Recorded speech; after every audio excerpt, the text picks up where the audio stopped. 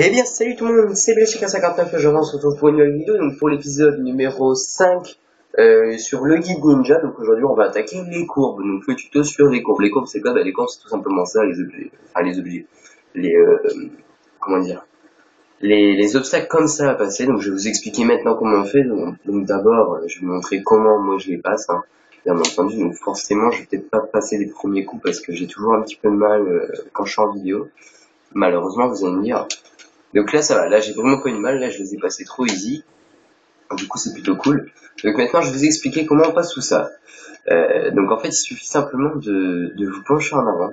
Enfin, pas toujours obligé de vous pencher en avant, ça dépend de la courbe, donc je peux pas...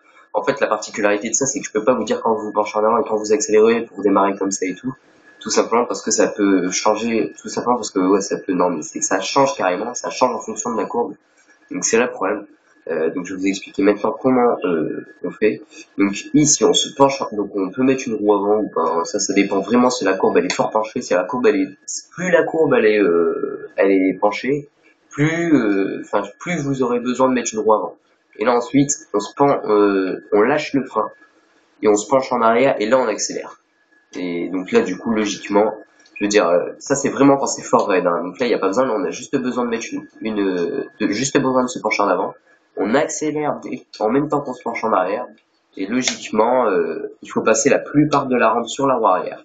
Ensuite, quand vous arrivez vers le haut, dès que votre roue avant, elle arrive vers le haut, c'est-à-dire ici, vous mettez un coup de frein et vous faites un flap ou pas. Enfin bref, vous verrez, hein. De toute façon, ça fait tout simplement ça. Donc, je veux dire, après, c'est une question de technique, hein. Je veux dire, je vous l'explique, mais c'est pas parce que je vous l'explique que vous allez forcément savoir le faire.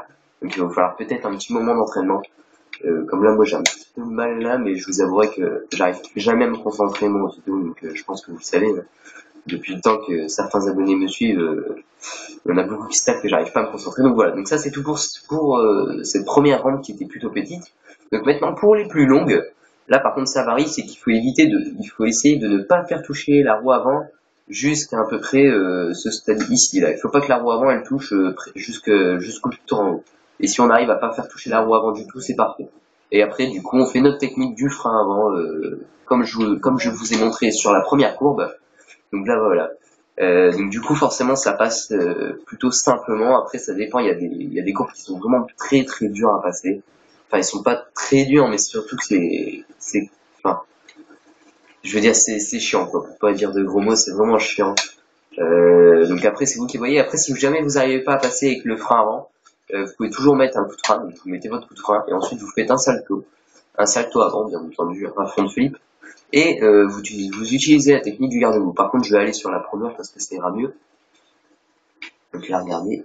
En fait, sur les courbes là que je vous ai faites, il n'y a pas trop moyen de mettre de garde-boue, mais là, si. Donc là, vous voyez, c'est vraiment cette technique-là qu'on peut utiliser. Donc voilà. Bon bah écoutez les gens, c'était tout pour ce tuto. N'hésitez pas à liker la vidéo si elle vous a plu, à commenter la vidéo et à la partager si vous voulez m'aider à me faire connaître, et à vous abonner si c'est pas déjà fait. Voilà les gens. Enjoy!